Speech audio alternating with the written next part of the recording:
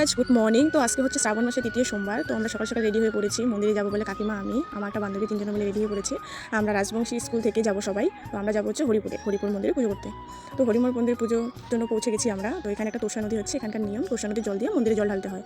তো আমরা জল নিতে গিয়ে দেখো খুব সুন্দর প্লেস পেয়ে আমরা একটু ভিডিও করে নিচ্ছিলাম। তো এটা হচ্ছে তোষা নদীর পাশে আমাদের মন্দিরটা। তো জল ঢাল নিয়ে দেখো একটু ফটো তুলতে গিয়ে ভিডিও হয়ে গেছে, বুঝতে পারি নাই। তো ভিডিও করে তারপরে দেখো মন্দিরে আমার অলরেডি পুজো হয়ে গেছিলো। পুজো হওয়ার পর দেখো অনেকটা লাইন, অ্যাকচুয়ালি এখানে অতটা ভিড় হয় না, তবুও আর কি ভালোই। এই দেখো লাইন দাঁড়িয়েছে সবাই, আমাদের পুজো হয়ে গেছে। আর যা গরমে দেখো ঘেমে একদম কী অবস্থা হয়ে গেছে আমরা।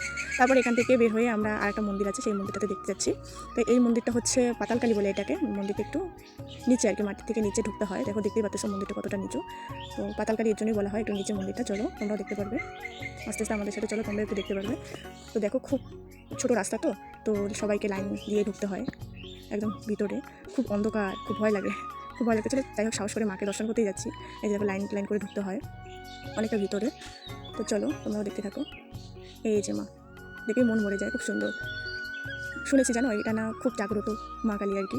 এটা হচ্ছে মা কালী আর কি, সবাই মানে একজন গুরুজিকে স্বপ্নে বলেছিল যে এরকম করে পাতাল মন্দির করে দিতে।